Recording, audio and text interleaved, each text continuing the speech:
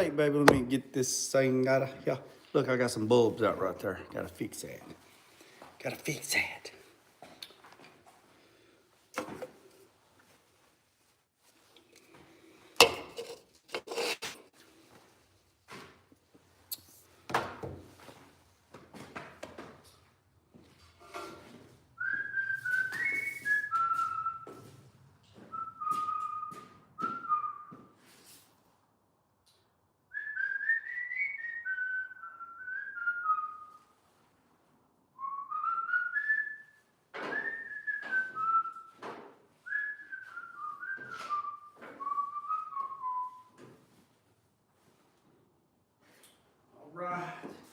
All right. See what we got. All right. 1 minute. Let's I'm gonna let it run for a little bit. See if we get somebody. Get somebody.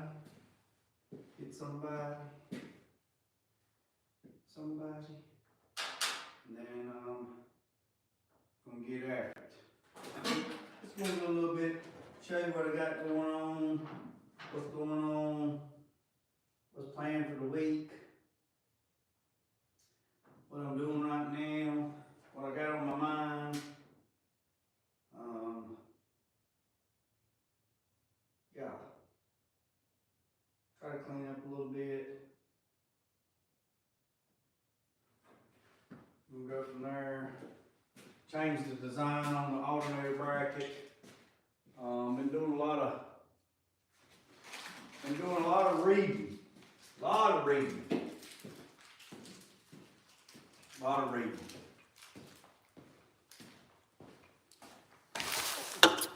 right, boys and girls. What's everybody doing on Sunday? This day is Sunday. Oh, the 28th is slowly creeping up. It's anniversary of my little boy dying. So I don't know how I'm gonna handle it this year.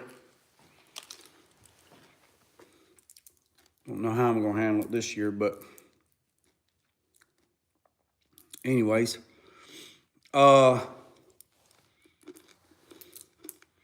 making, what's up, Juan? What's up? Well, that's pretty cool. What's up? So we're gonna talking about batteries. Batteries.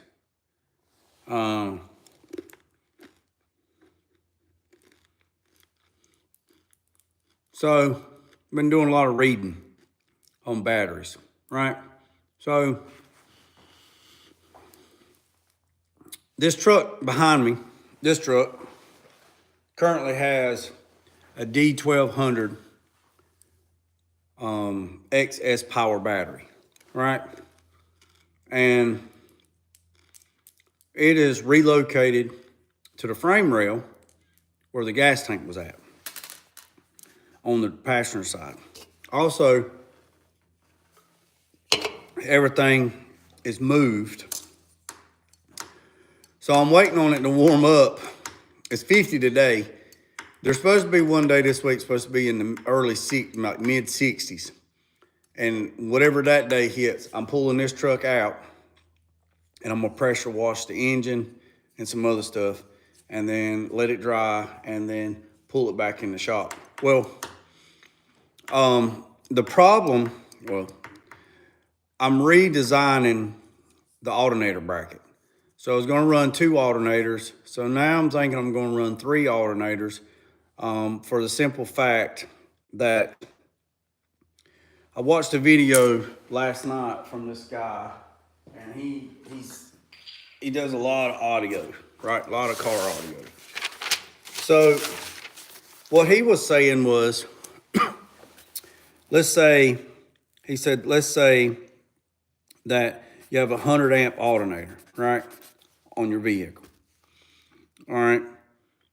He said 70 amps. Now this is just a theory. 70 amps of that 100 amp runs everything on the car or truck. All the electronics, everything on the car to run, that's what it does. Okay. The battery does not do anything except start the car or truck, and it is a reserve for when you crank it. The alternator charges the battery, and it also runs the electrical system on a vehicle. All right. So if it's a 100 amp alternator, and he was using a Honda Civic, for example.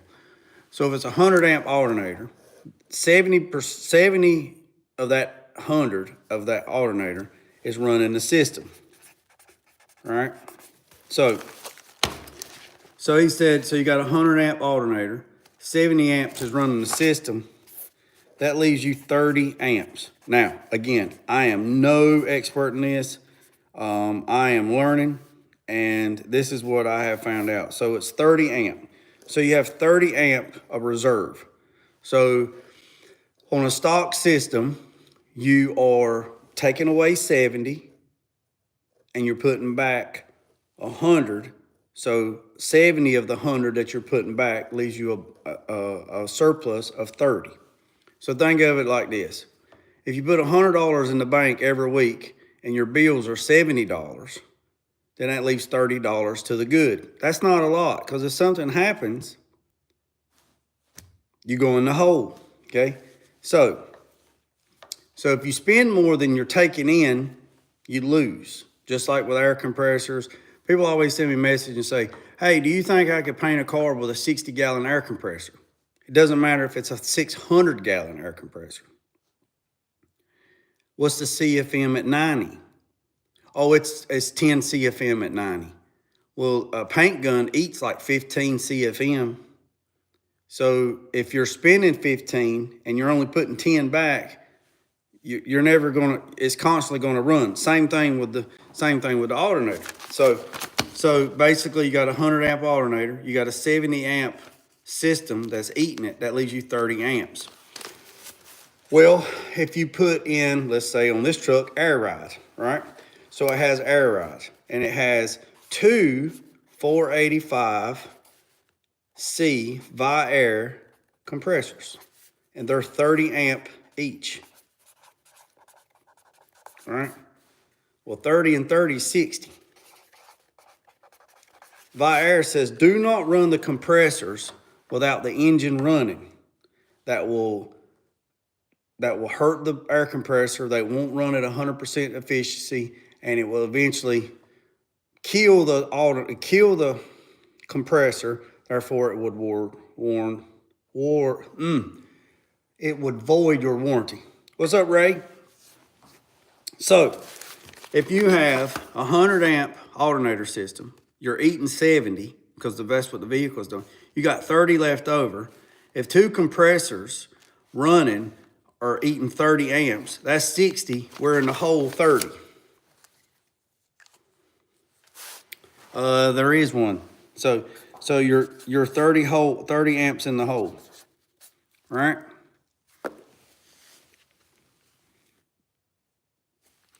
So you're 30 amps in the hole, right? So now, if you add a 2,000 watt amplifier,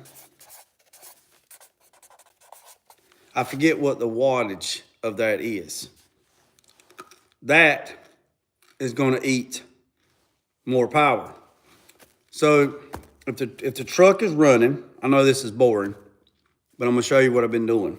I got to explain this and then I'll show you.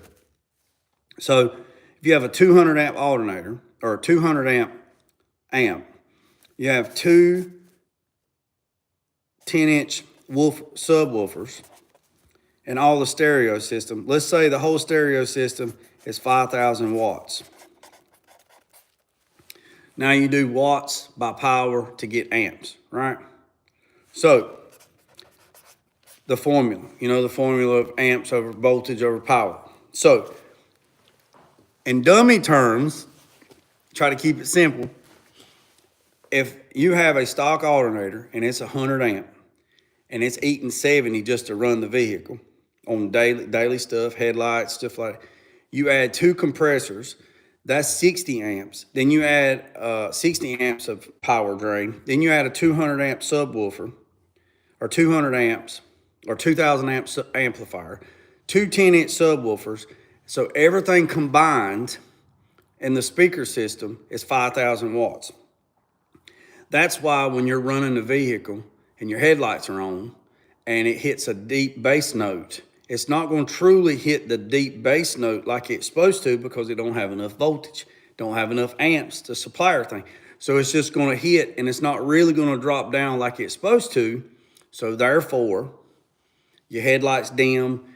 The amplifier is robbing from other systems to try to get it where it needs to get. So, for example, let me see if it's on this box, and I'll read it to you.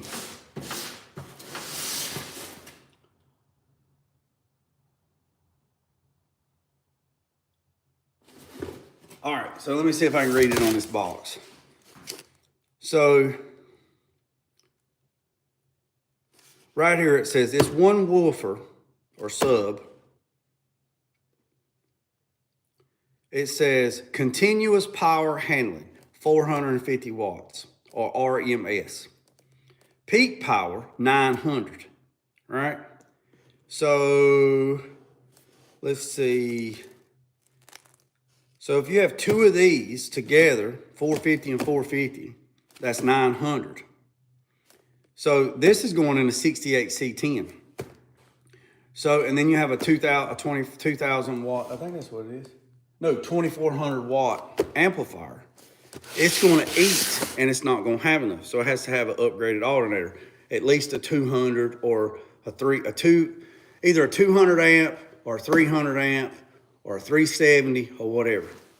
So with this truck right here, according to JS Alternators says that need to run, if you're running a 15,000 watt stereo system, combined, mids, highs, subs, the whole thing, you need 2 to 3 alternators, depending on the amps, and you need 3 to 5 extra batteries. Not counting the battery running the truck, extra batteries. So, depending on the amperage of the alternators, what I was told, so that's why I changed the design of the bracket system to hold multiple alternators on this truck. I was just going to run two, I think they're 320s, two 320 amplifier, or two 320 amp alternators. Well, then, because I got to looking at their other alternators, and if I run a 2000 or 1999 to 2008 Chevrolet pickup truck alternator, I can run it on this 1500, this 86 Chevrolet pickup truck, and I can tell them, and they can change the inside of it where I can plug it up to this truck and it will work, even though it's designed, it's the same case, but it's designed for a 99 to 2008. If I get that alternator, that's 400 amps. So if I get 3 alternators at 400 amps, so that's 4 times 3, that's 1,200 amps of power, right? The truck already has a D1200 XS power battery for that battery relocation kit that's on the frame rail. I would show it to you, but the truck's laid out and I don't want to pick it up. So that battery is running the truck. So the bracket that I'm working on, I'm going to run 3 alternators. So one alternator will run the truck, which will be 400 amps, will be a gracious plenty. And then the other 2 alternators will run the accessories, the air ride and the speakers. No one makes a custom alternator for high-level audio system. Yes, they do. Yes, they do. JS Alternators, they make them. And there's other companies too. JS Alternators makes a 400 amp alternator for audio. Sure does. There's other companies too, but JS Alternator keeps popping up. Number one, number one, number one, number one, number one, number one. So if they're number one, that's the one I'm going with. So if I take and put the first 400 amp alternator, and I do that first 400 to run the truck and the air ride, right? And then I have the other two alternators, which were 400 amp and 400 amp. That's 800 amps that I can feed the vehicle. Because if we have a 15,000 watt, let's say we shoot for 15,000 watt stereo system total, and then we get 3 batteries or 4 batteries, then that will give us enough power to keep everything running. So with that power, that means you have to have wire. Yes, I have a local shop that makes custom alternators. Appreciate that, Smiley J. So this right here is this is 1 alt, right? This is 1 alt gauge power or grounding wire, right? So if you're running big alternators, or if you're just running 1 alternator, they say you even do it to your stock alternator to do a big 3 wire kit, meaning run it. I'm gonna show you on the truck. Run 1 big ground wire from the alternator case to the chassis. And then the chassis is grounded to the battery with a 1 alt. I've already done that on this truck. Then they say run a 1 alt battery cable from the alternator pin, that's where the vehicle's hooked up, to the battery post on the hot side.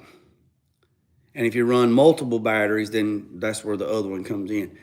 They say when you do that, that helps not restrict the power and the ground to get from point A to point B. Because think about it. Think about it like this. I'm going to show you. So this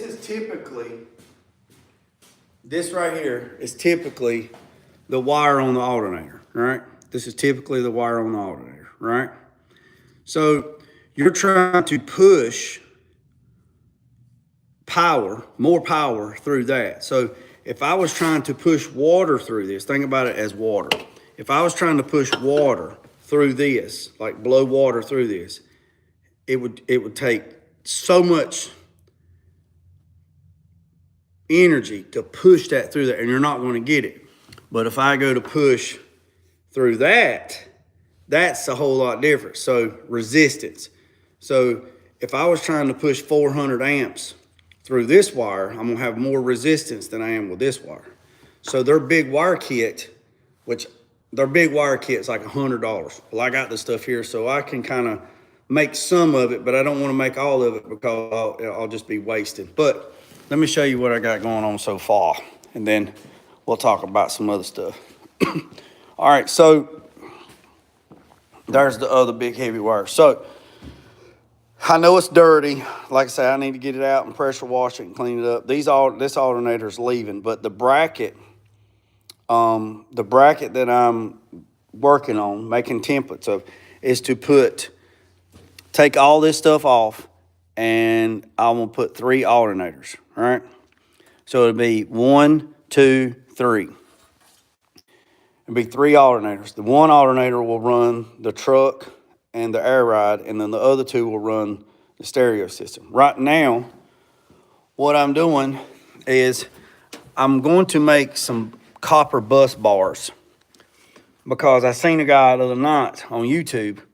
He made some, and he said, I couldn't find what I wanted, so I just went and bought the copper. I bought the Lexan, and he made some stuff really, really nice. And then he had a laser printer, and then he lasered etched a logo and just cleaned it up, and it looked really, really good. So what he did was he made a plate, and he bolted it on his fuse box. Well, I don't have a fuse box, and I don't want to put them to these inner tubs because just don't have the room. So what I'm thinking about doing is building a copper bus bar, putting a piece of Lexan underneath it, put some nylon bushings, then put the copper bus bar in the middle, and then put lugs on it where I can put lugs and then put a cover over top of it and make it really, really, really nice. So this is just the R&D of it, but basically what they're saying do to make a big 3-wire kit, you could also use a separator bracket for the alternators that it's on its own belt and just place a double pulley for the style. Yeah, I could do that too. So they don't make a dual or triple alternator bracket for this truck, for this style engine. They make it for everything else. I talked to one company, and he said that he was designing a bracket to run 3 alternators on Chevrolet vans, because people was turning vans into campers and stuff like that. And he was designing a bracket, and he said he never finished it, but he seen my post and he reached out to me and he said, I've never finished a bracket because I never got to it, and he got some age and got sick or whatever. So he offered to sell me what he'd already had done, but I'd have to finish it. So the only thing he made was the bracket, and he's got all the CAD drawings and stuff. He said, I'll just sell you everything that I've done, and then you can finish it. So honestly, that's what I did. I bought his knowledge is what I did. I already had brackets. Where are they at? I'd already started making templates to make brackets to hold multiple alternators. And he's also the one that suggested not running the GM alternator with the fan external, run the alternators internal, because JS Alternators, they sell an alternator for this truck, a high output, but they only sell like a 270. And he says if you'll go to the 99 and 2000 and up alternator and tell them that you're running on that, they'll put the pin, and then you have to put a resistor, you know, the exciter wire and all that stuff, which that's what I did on this LS. I'd done this on that LS. I had to put a resistor in here to tell this LS alternator that, hey, it's in a truck, but it's not. So there's a resistor in there that I got that actually, when the key comes on, it's this wire here that lies to this, and it makes it thinks it's in a truck with a computer, so it activates it. So the alternators that he suggests running is this way, because they have the internal fan, and since they'll run this one on that truck over there, I can run 400 amp alternators. So I had to redesign, was going to redesign everything, and then this guy reached out to me and he's like, hey, look, I'll just sell you what I've already done. He sent me some pictures, and honestly, it looks really, really good, and he's like halfway there, so I can finish it. So I told him, tell me how much shipping, and I'll buy it. So basically, the 3-wire kit, that's why I'm just making the ground wire, and then I got to go get some more copper lugs, and I got to solder it to here, and then I'm going to just bolt that. You know, it'll be nice and hid, but I'm going to bolt it to the back of this alternator case. I'm not going to do the hot leg because the hot leg is right here, and I don't want to waste my 1/8 cable, because that stuff is not cheap, because there'll be an alternator here, an alternator here, and an alternator here. So then I'm going to change. I had to relocate the battery. The stock battery used to sit right here, but it's not here no more. It's actually, I might be able to show you guys. I just have to, I relocated the battery for this truck, and it is actually right there. You see it? It's right there. So I had to rewire everything, and this is the charging port. So if I need to put a trickle charger on it, I can trickle charge it. I can also put a trickle charger here. I just made this temporarily. This was the ground that was on the original battery. I just ground it to the chassis. I put a power lug here that's similar to that lug there. I bolted it to the chassis, and then I put this battery cable here, goes to the starter right there. which I will replace it. But I put it here temporarily. And then this wire here is a 2-gauge alt wire, which is actually welding wire. I run this wire from this pin all the way to the battery. So when you turn the key, you have power because that battery's back there, right? So everything works like it's supposed to. Truck cranks on, compressors come on, bags work, relays come on, all that comes on. So it's a working in progress. I had to have it where I could move it, crank it up and get it out of the shop because it sucks pushing stuff. So what I want to do is somewhere in here, build a nice, not fuse box, but a block. Build something nice here where I can put all this stuff in it because, you know, you can't leave this out in the open because if something falls down on this, you know, it's going to arc and you're going to have problems. But for, like I said, for the temporarily, I mean, that right there is out in the open. And that's factory. You know, it's factory, but it's up high. It doesn't have an potential of something falling on top of it and causing a short. This is here and gravity will fall down and hit an arc. Now, nothing done that before. That's for something else. But that's what I got going on. So I need to go to the hardware and get another copper fitting, sweat it on there with solder, and put it right there. And that will be one of the wires for the big 3-wire kit. And then I need to look, see if Lowe's has got some Lexan, you know, at least, you know, thick, 1/4-inch Lexan where I can make, or if they got some plastic, you know, that I can't think of what it is, polypropylene plastic, you know, sheets that's thick, where I can make something where I can, like that guy that I seen last night, I think his thing was Mr. BBI, I think. He made a bracket and he used neon green Lexan. And then he bolted it to the top of his fuse box in his 2015 Chevrolet truck. He put nylon bushings so it kept it up, and then he put the plate down, the Lexan plate that was green. He put some bushings on it, nylon bushings. He put a piece of copper plate down that he had drilled holes in and tapped it, which, I mean, it was pretty thick copper plate. It might have been 3/16. So he paid a good penny for it. And then he threaded it, but then on the back side, he soldered nuts on the bottom. So when he put his lugs on, when he put these things right here on, I'll show you. So I'm gonna sneeze. When he put these on there, he could tighten them down, and then he made a cover. Excuse me. He made a cover, and he put a plate over top of it, a clear plate, Lexan plate, and then he put his logo, Mr. BBI or something.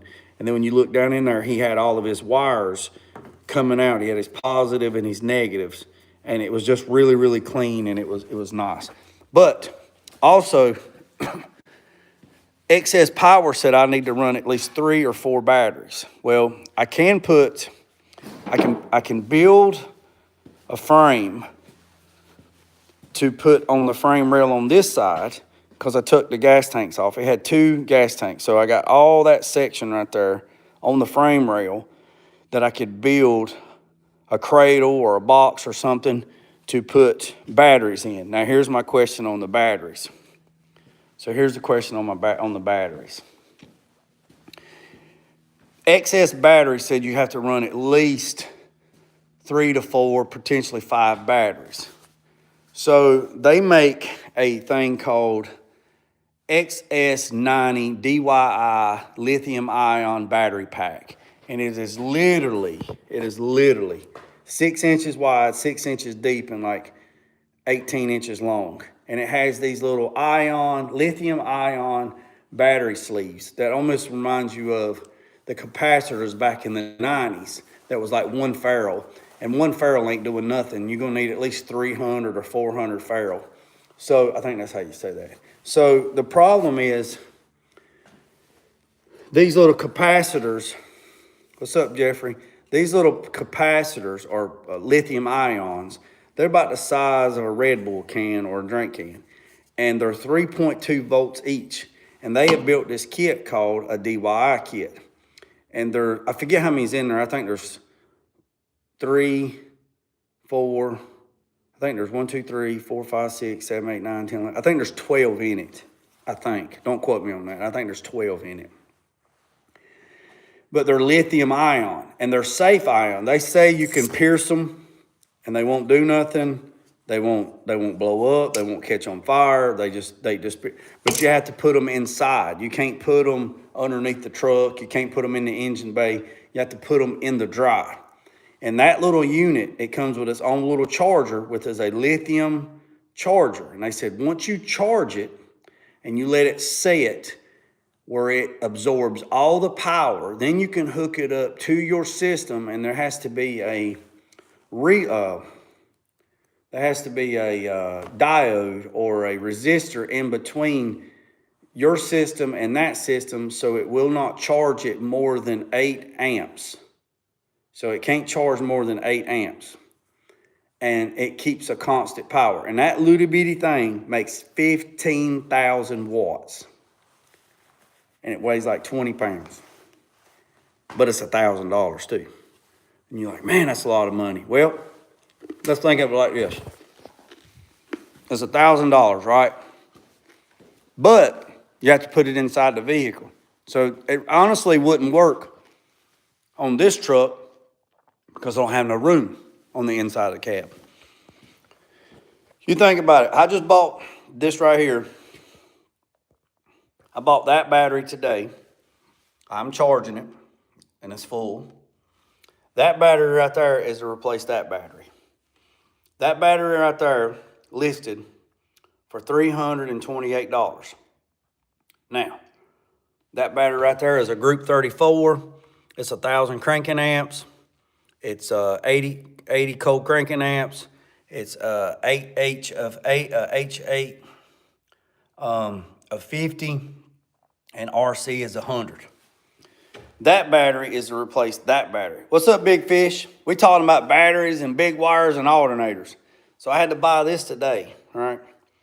Just say $300 retail. Now that's not my price, but that's retail, $300. So if I had to buy 5 batteries, if I had to buy 5 AMG batteries to put on the frame rail of this truck, that's $1,500. And batteries. And they weigh like 50, 60 pounds a piece. So that ion thing is pretty cool, but I was talking to my friends, Baby Legs and them, because they in the audio world of motorcycles, and they said that lithium ion batteries like that are dangerous. They will burn your stuff to the ground. They said there's been so many motorcycles that have been burnt going down the road playing audio, going 70 mile an hour down the interstate. I got a video of one. I just posted it in my shorts. Going down the road, and it just started smoking, and he pulled over, and just in a few minutes, his whole bike was on fire. He couldn't put it out. So it's like a Tesla. I mean, the lithium ion batteries, that's what we got in our cell phones. So you just couldn't put it out. So I'm not sure. So I sent an email out to Excess Power last night or this morning, asking them, you know, is it possible that I could just run their AMG batteries, measure the size underneath the frame rail, and just get an AMG battery and kind of separate the weight. So if I have to run 4 batteries, put 2 on the left side and 2 on the right side, so that equals out the weight on the truck. So, because if I put 4 batteries on the left side, then that's, let's just say that battery that's underneath that truck right now is 42 pounds.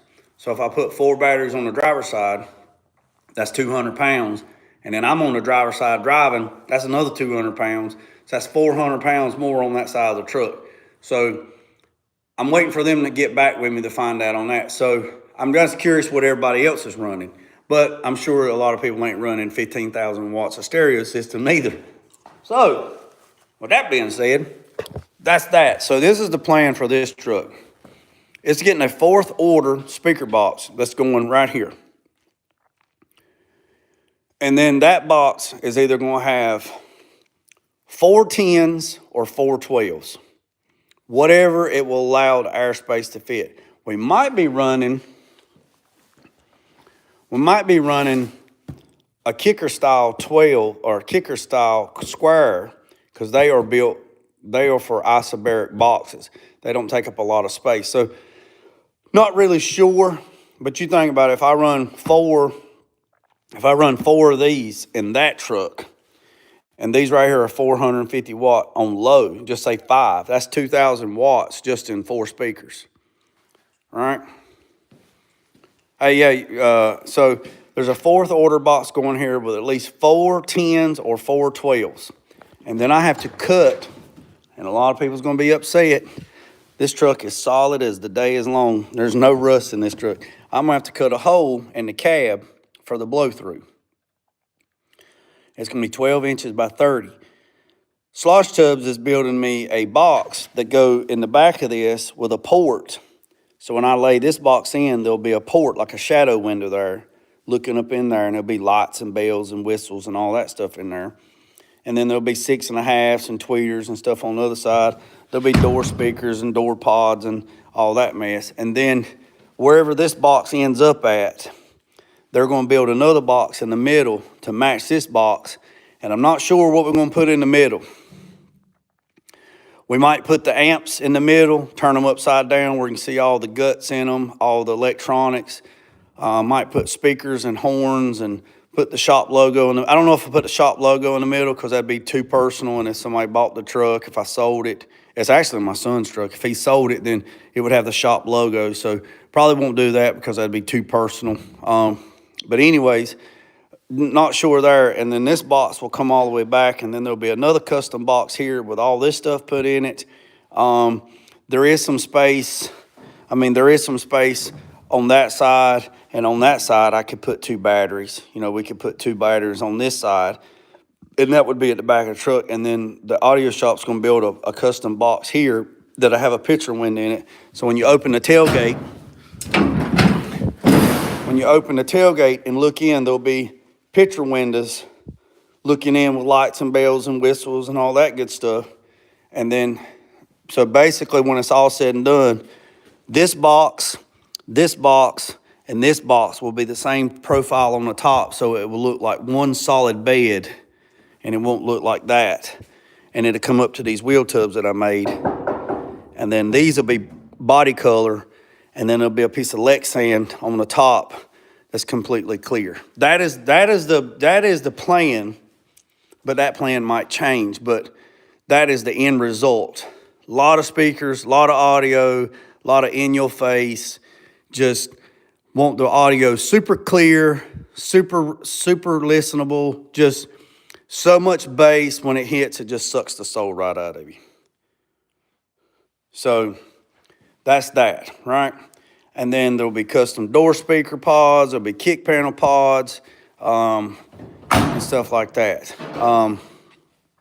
But I got the exhaust ordered for it, so I can cut the exhaust out to get it down, because right now it is sitting on the exhaust in the front. I'll show you right here. It's sitting on the exhaust. So once I cut the exhaust and raise it up 2.5 inches, it will bring the front down 2.5 inches. So that front spoiler will be about a 1/2 inch off of the floor. And then it'd lay out. I know Harbor Freight has a sale that ends at the end of the month. That barrel sander or stripper that they have, that Bear, it's on sale. It was $129. It's on sale for $99. And then if you're a club member, you got a coupon, I think I can get it for like $69. So I'm gonna try to get that before the sale, and then I'm gonna go ahead and start stripping the top. Get the top stripped and epoxy it, and then go from there. But that's that. Are you running cooling fans? Yes, Jeffrey. And gonna run cooling fans back here for the air compressors. Now the intake will be underneath the truck, so there will be fans on here inside this box bringing in fresh air to cool these head units down. These things are bad to the bone, man. So yeah, there'll be cooling fans. That's a good question. There'll be cooling fans in there pulling fresh air wherever they put the amps at. Like this is what I want. I want to be able to walk up to this truck, right? I want somebody to be able to walk up this truck. She'll be laid all the way out on the pinch welds. Be a very nice blue, white two-tone. I'm gonna show you the rendering of another truck. Be the same concept. Come in, nice clean engine bay, nothing fancy. Cause it's not gonna pull out the 4.3 V6. It's gonna leave it. I mean, it's only got like 65,000 miles on it. Just gonna clean it up. Runs like a sewing machine. New interior. He wants Paul Gomez in Texas to do the interior. And so I got to get all that stuff done and then ship it to him. He's going to do the interior and he's going to ship it back, and then we're going to do it because he wants orange interior. Truck's going blue and white, and I know people's like, oh my God, you're going to do a blue and white truck with an orange interior. That ain't going to match. Look at the color wheel. Look at the color wheel and look at blue and look what's directly across from it and what matches it, orange. So basically what I want to do is when you walk up to the truck, nice clean paint job, very nice, and then the bed floor will be the same profile all the way back.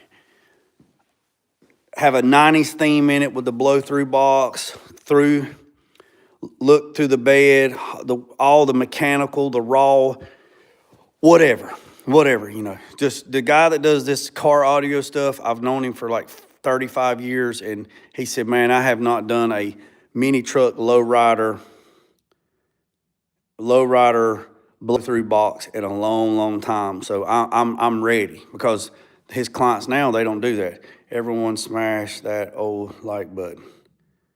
I appreciate that. So it'll be pretty much stock interior, keeping the bench seats. There's a switch box. I got to talk to AVS tomorrow about that controller, that digital controller. It's not acting right. And then the truck, I got to get whammy rods. Whammy rods go here to there because we lost the hinges because of the wheel tubs. Once I take the whole front end off, I'm going to close in that box. I'm going to close in that box because we're putting vintage air on it, which will be an air system like this. We'll talk about this truck here in a second. It'll be a vintage air system like that, so it'll be all tucked up. Be a smooth firewall. I'm going to clean up some of the wires. But basically, once I pressure wash and clean it, put new valve covers on it, or new valve cover gaskets, I'll probably clean up the valve covers. I'll probably paint them. Taking off the mechanical fan, putting an aluminum radiator like this, putting an aluminum radiator in it. I got to find the right one for the hoses, because you know you got power steering, you got this, you got that. And then once all that's done, clean up everything, and then we're going to wool wax everything. The truck is super solid. There's no rust in this truck whatsoever. This thing is super solid. And I got a lot of people mad because I cut it up in the back. But I'm going to wool wax everything. I've done the suspension. It has 3-inch drop spindles, 3-inch drop pockets, and airbags. We're going to see if the alignment shop can get the toe out, get the cast out, the cast and camber. See if we can get it out to kind of push those A-arms out. If not, then later on down the road, we'll probably go with the upper. Probably going to later on, if they can't get it out where the wheel leans in, I can't stand that. Later on, put upper control arms on it, tubular ones where they +1. So you know how when it goes all the way down, the wheel lays in a little bit. And I know that's nostalgic and that's the way it was, but we got new technology now. We can fix it. Yeah, Jeff, we're going to leave the 4.3 V6. I mean, she runs like a friggin' sewing machine. Literally, I mean, it's dirty. But basically, when I got the truck for my son 3 years ago, I rebuilt the throttle body. I done new plugs, done a bunch of stuff on it to get it running, put new gas tanks on it. I have 2 brand new gas tanks for this truck that if somebody needs, I'll sell them. Runs great. It's got a few vacuum leaks in it. somebody took the catalytic converter was stopped up, took the catalytic converter off of it. I've deleted a bunch of the small, the evap system. I've deleted a bunch of that on there. I've ordered a new exhaust from Amazon. It was like $80 for the whole kit. And I'm gonna put catalytic converter back on it, put an O2 sensor back on it. I'm gonna run the exhaust up. I'm gonna full exhaust. We're super quiet. I can crank it right now, and she's loud as sin. And the reason why she's loud is because the exhaust pipe ends right here. I cut it. I just cut it off. But I mean, it cranks right up. I mean, it runs.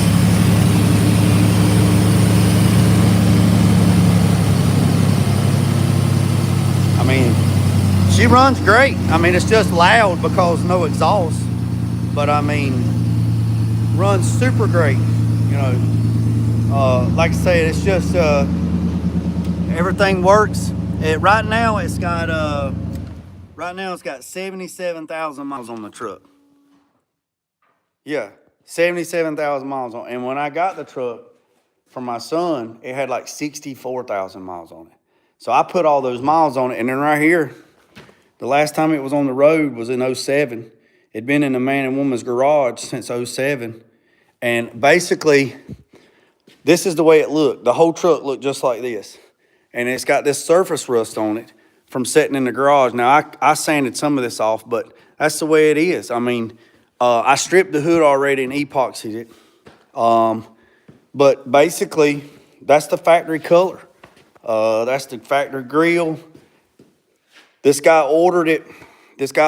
New. It's an 86, 4.3 V6. Everything has everything. It's loaded, except tilt steering wheel. It don't have a tilt. It's got a standard steering wheel. And he ordered it with manual windows. Has the bench seat, had the towing package, had the heavy duty springs, got 1.25 inch brakes, has the big rear end. I did sell the bed that was on it. I should have kept the bed because I could have put it on my wife's grandpa and grandpa's 76 or 79 Sierra Classic. But my son, I sold the bed. We got enough money out of the bed to buy the wheels and tires. And then Automail Direct, bought a new bed from Automail Direct. That's a brand new bed. And we bought a brand new headboard, but we bought a bed with no floor, and I bought the rails. To go across to tie everything together. This is the original tailgate that come off the truck.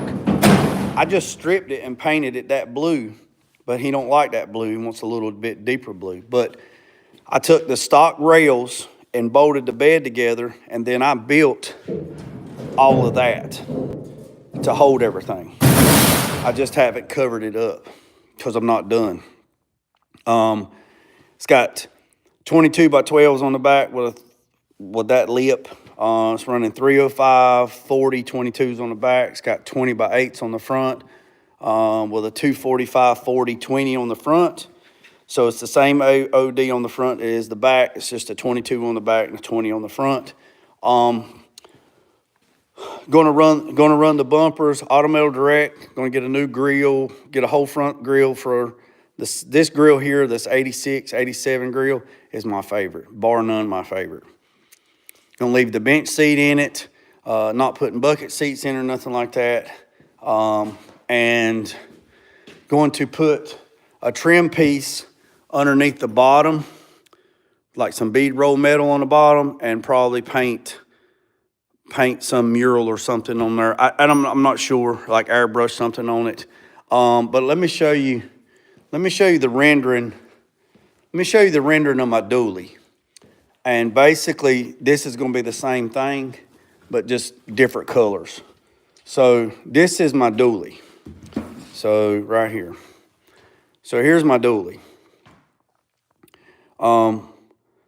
That me and my son's building. After we build this truck for him, we're gonna build this one. So his truck will be blue, white, blue. Same grill, same front end, but on the hood, it's gonna have the RPO stripes on his truck. It will have the wide stripe, the narrow stripe, and then possibly paint the top of his truck white. So it'll be white, blue, the stripes on this side and the stripes on this side, then blue, white, and blue, and then the bumpers. So basically what we're thinking is right here on this separating line, all this will be white.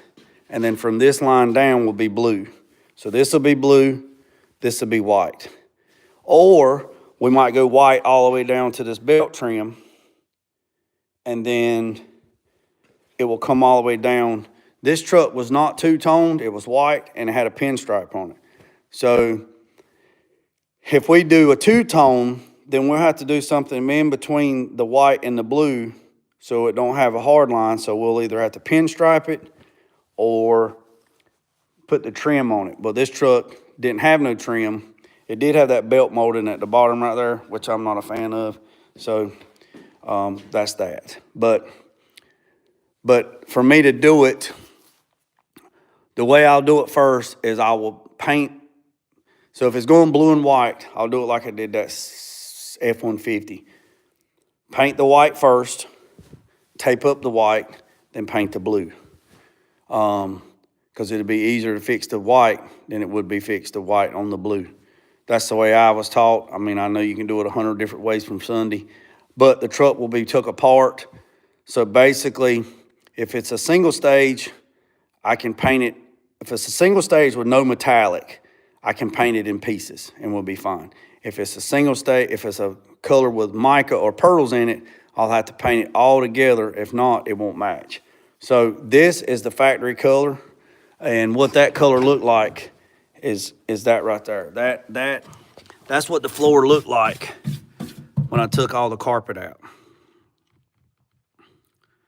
So that's the factory color, which it is, that factory color is, where's it at? Where's the color code? Color code, right there. Code 29, which is midnight blue solid, meaning no pearls, no nothing, no frills, no nothing. So this truck was actually a camper special when he ordered it. So it was a camper load, camper special, which was weird because it was a long bed. Now I made it a short bed. I cut the chassis, redone the whole back half. I done all that. It's sleeved. I mean, it's bullet. I mean, it's going nowhere. And it still has a two-piece dry shaft in it. I just took 14 inches out of the back section because I knew I was going to bag it, and I didn't want to cut the floor. So I left the two-piece dry shaft. So when everybody comes over and they look at the dry shaft and they go, "Oh my God, man, you gonna fix that?" I said, "It is fixed. It's a two-piece." So the pillow block bearing or the bearing on the frame lets the dry shaft. This is when the truck's all the way down anyway. When the truck's all the way laid out, you can't drive it. You put it in gear and drive it, and the back wheels turn. They don't even touch the floor. So ride height is going to be probably about 3 or 4 inches off the ground, and just let it ride and let it eat. So, yeah, two tones. Yeah, I just fixed the truck last spring, and it was a Big 10, and it was a GMC Big 10, and it was that green and white. And you know the cool thing about that thing, Jeffrey, was just like on Build on a Budget, he's got a gate. When I got in the truck, this is the coolest thing. So when I got in the truck and I looked at the gauge cluster, what is gas gauge here was actually the gauge. When the gas gauge was here on that 79, that Big 10, it was actually the tack, and the gas gauge was over here, and then the clock was somewhere else. I can't remember what it was. I got a picture of it, but it was so cool, man. It was so freaking cool. Also, in this truck, we're going to take out the stock radio, but we're not going to cut the dash, and we're going to put, I don't know what they're going to do. They might build a console to put the aftermarket radio and the bass knob and all that stuff.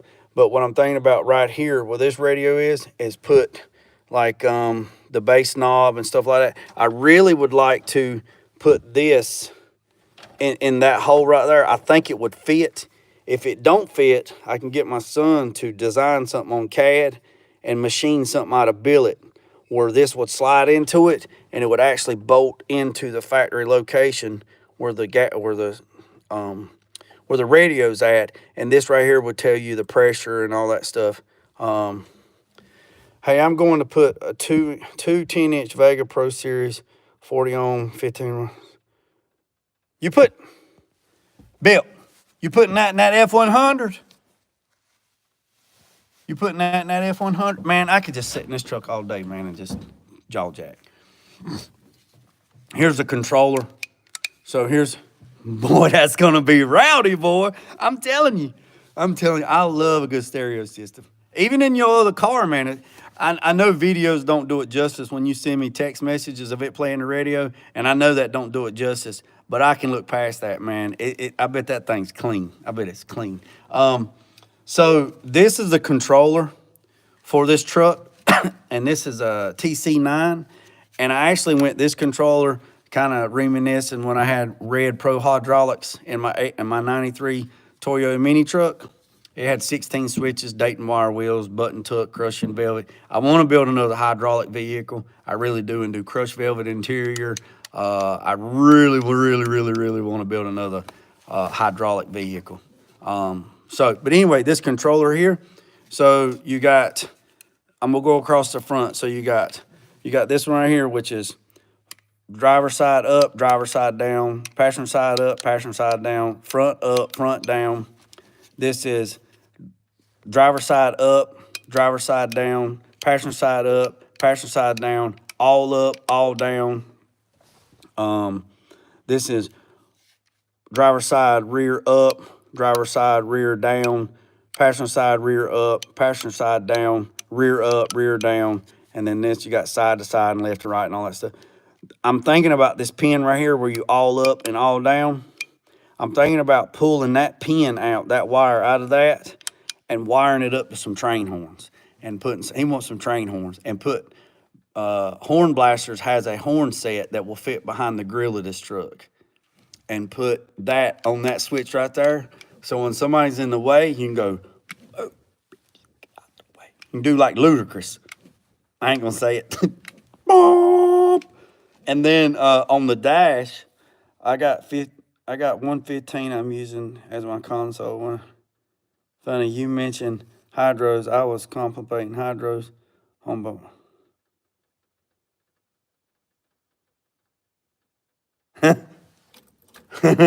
Yeah, man. Yeah. I'm trying to figure out what that noise is. But anyways, so also on the AVS system, they said if I'd put an automatic drain, like a water trap, and if I put 2 drains and an automatic drain, water trap drain, they would extend the warranty for 4 years on the AVS controller. Well, that's a no-brainer. So let me show you what I did. I took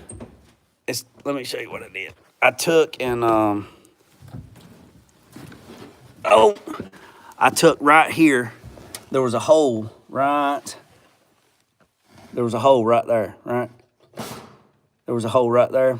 Can y'all see? Oh, right there. See, there's 2 holes.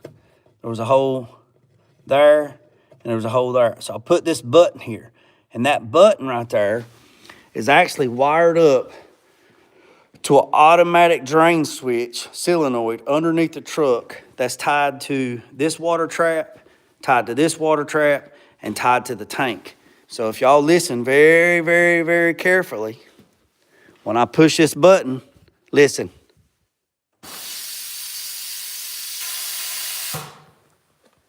That will drain the water out of everything. And I sent that video to the owner of AVS, and I said, will that work? And will that give me my warranty? And he said, absolutely. So, yes, sir. Yes, sir. All right, so now let's talk about the 68. All right, so the 68 has this Kiwi, or I call it Kiwi, it's called Quick, this quick alternator bracket, right? I'm going to email them and call them tomorrow. In their instructions, they give you 3 belts, right? They give you 3 belt options. And in that belt option, they tell you to measure the power steering pulley. And if it's 5.5 or 6 or 6 3/4, it gives you a part number for what belt you need. Okay, well, I measured this pulley, and she is 6 3/4. That's 6.75. So I went to the parts store, and I got the belt that's on the instructions from Quick, right? I come home, I put the belt on, she would not go on. It would not go past that bolt right there. So, I was a little frustrated, but that's okay. That's all right. Let me show you what I got. So, I took this right here. This is Truler's. I have two in my Tahoe. Yeah, I bet that thing is right. So I took Truler's tape. So Truler's tape, let me show you what Truler's tape is. So Truler's tape is Truler's, Jack Truler, has made this stuff right here, and it's basically, it's a sticker. So you peel it off, you just cut what you need, right? You can buy this stuff in unlimited rolls. I mean, you can get them as big as you want. Jack's got all kinds of crazy stuff, right? All kinds of stuff to help you out, right? So this right here is like a tailor's tape, right? He also makes these too. These are magnets. They got degrees on them. They got pitches on them. Got all kinds of stuff, right? All kinds of stuff. Yeah, Truler's. And that's right there. That's what it is right there. Truler's. Truler's save time and money. That's it right there. Go to Jack's page, check it out. Jack's got all kinds of stuff, right? All kinds of stuff. So this is what I did. I took, well, there we go. I took this Truler's tape and I run it around the whole system, and then I marked it, and then I counted it, because it just goes and then it just keeps repeating itself. So I added it up and I come up with a number, right? So I went back to the parts store and I told them to order this belt. And they said, okay, we'll order it. So they ordered it. And that belt was, the belt that they said that was supposed to work was a 998. Let me see if I can find the pack so I can show you. I know I didn't throw it away. There it is right there. So the belt that the kit said that I needed was a 998K6. All right? No, K7. Well, that means it was 98 inches, 98 7/8. Well, that didn't work. I measured it with a Truler's tape, and it came up 100 and some change.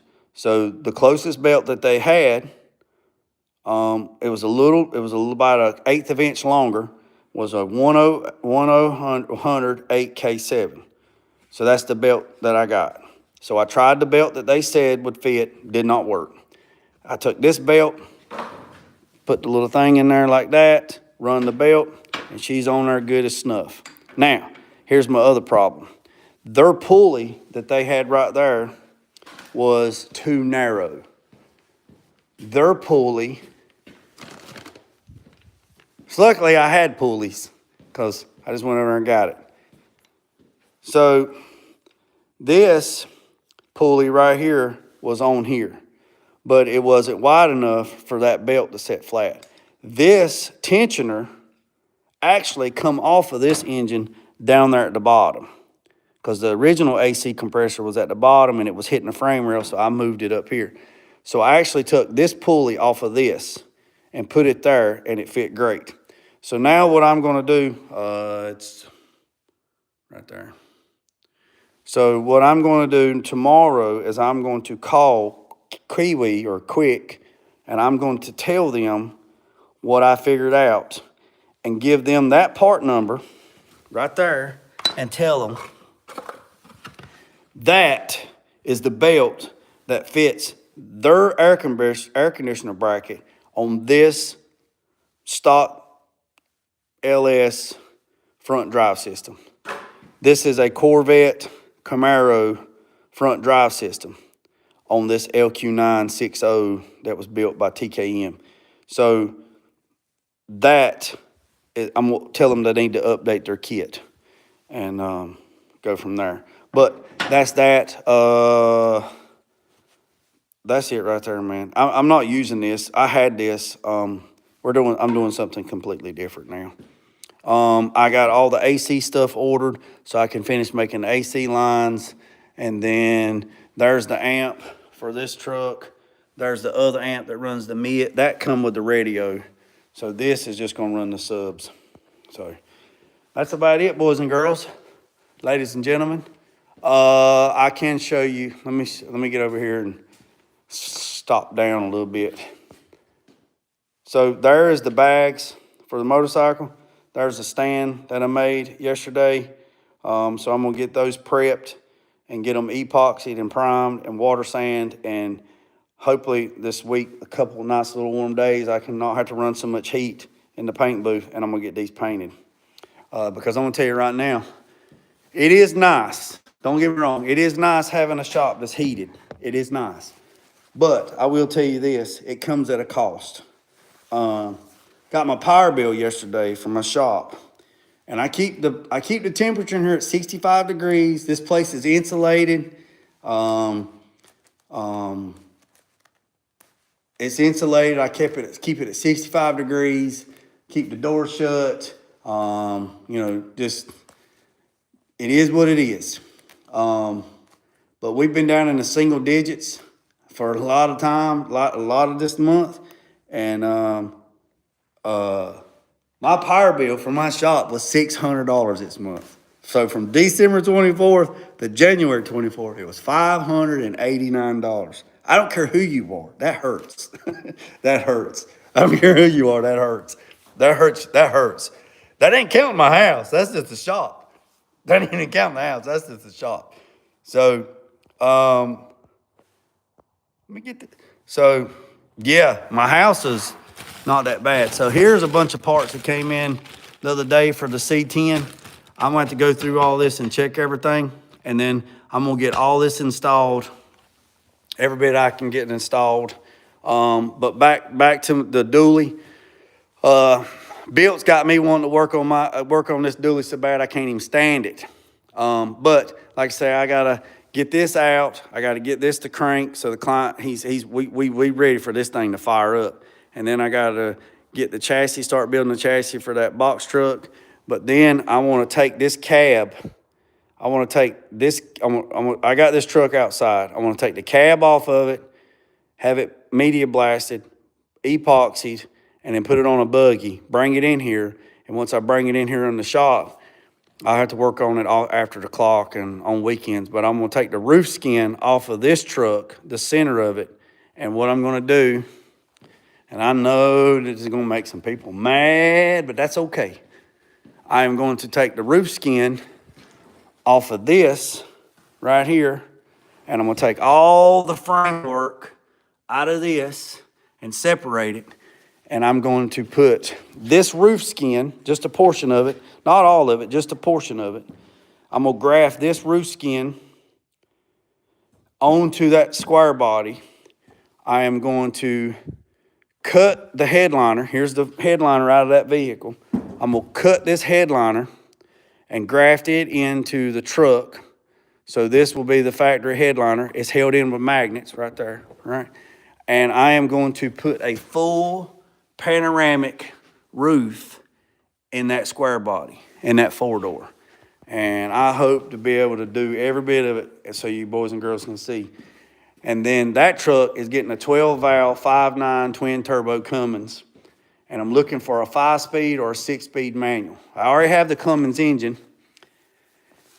And then it's going to be a monster. Going to do engine work on it. Going to shoot the twin-turbo combination turbo kit from Powertrain Diesel. They said it'll be around 1,700 foot-pounds of torque and about 700, 800, 900 horsepower. And I cannot wait. And going to run 22, either going to run 22s, 24s, or 26s. I don't know what we're going to do on that one. But here is the control arms. So here's the control arms for this box truck. And then there's some more stuff. There's a cross member. There's more parts over there. There's more parts over. Man, I got parts everywhere. So I appreciate every single one of you. Yeah, so like I said, I got some other stuff that's in front of this stuff. So this is my son's truck, my oldest son's truck. That's a client. This is a client. I got a client's 63 Impala outside on the lift. I got to figure out what he's going to do, if he's talked to the engine guy, see what they're going to do, and then we'll go from there. But yeah, super, super excited. Got motorcycle parts, crazy, crazy stuff. So I'm trying to give you guys content every single day, all over the board. Try to give you something you like. If you don't like it, let me know. Drop it in the comments. Say, hey, Jay, we don't like that. Okay. Just like the book thing. I was doing the study stuff on the book, and I was doing chapters and chapters and chapters, and I just noticed that nobody was feeling it. You know, when I was doing out of the textbook, I was teaching stuff out of the textbook. And let's be honest, I know that stuff's boring, and I know it's dry. But y'all boys and girls just wait till it warms up. And Jay busts out these airbrushes and start doing custom airbrush work and pinstriping work and paint work and stuff like that. It's going to be on like Donkey Kong. I mean, on. Yeah, the little mini truck, I found out that the engine's supposed to be done about March. So we're going to pull the mini truck back in, put the engine into that, finish all that stuff. It's done. Just got to finish put the engine, transmission in it, and put it all back together and get it running and driving. This car right here, I did for Molly Aftermarket Performance. This is a big wheel bagger. This is not my truck. This was a buddy's from Texas, and he said I could put it on my banner, and I just changed the color. It was red. I just had the people that done my sign just change that, but everything else is good. And then I had a single cab. Truck that we were going to do, and we just let it go. It was just too much. We want to concentrate on the 4-door and go from there. And then there's my buddy Richard. There's my buddy. He's a pitcher for the Atlanta Braves.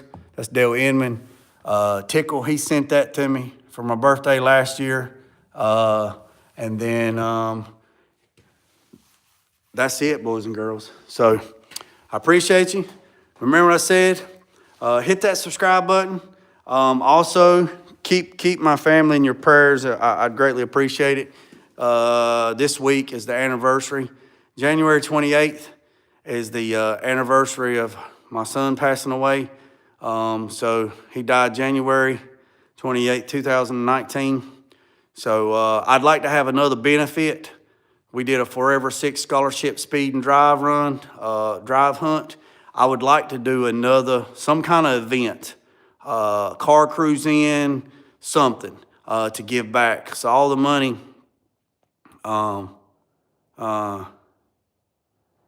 you know what's crazy, Tickle? That's crazy, man. That's crazy. Appreciate that, Big Fish. Also, so we started a scholarship, the Forever 6 Scholarship. It's at the college.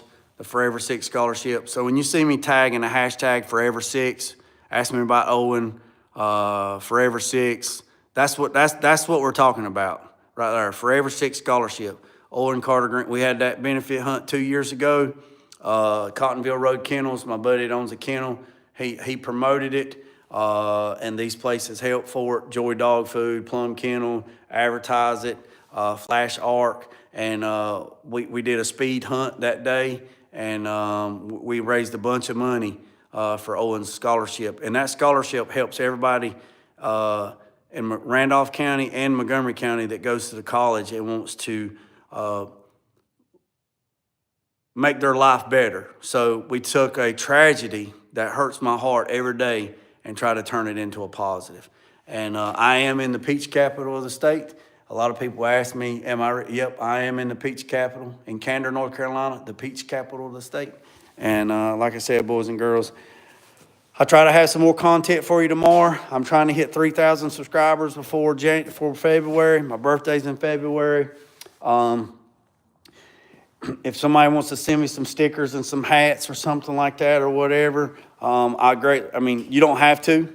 You just being on here, watching my channel is good enough for me, but I have some subscribers that like to send me stuff, and the address is 515 North Main Street, Candor, North Carolina. Zip code is 27229, and if you send it there, I'll get it.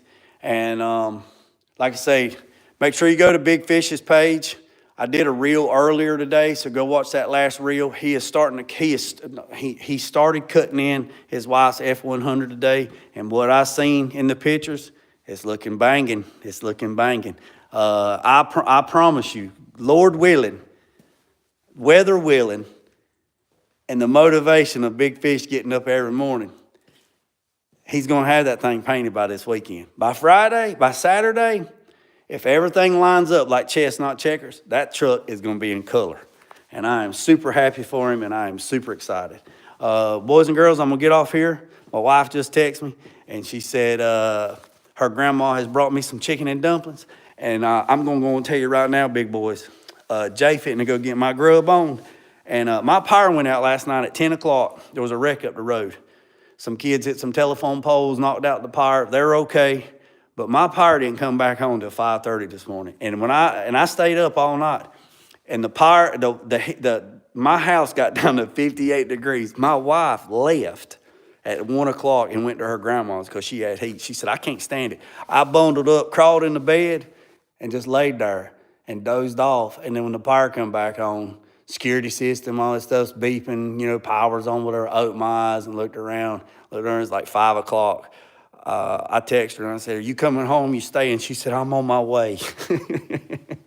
So, boys and girls, I appreciate you. Remember what I said? Don't worry about the man up the road or down the road. Sweep off your own front porch while sweeping off anybody else's. Put God first, let loose and drag. Peace, love, and chicken grease. I'm out.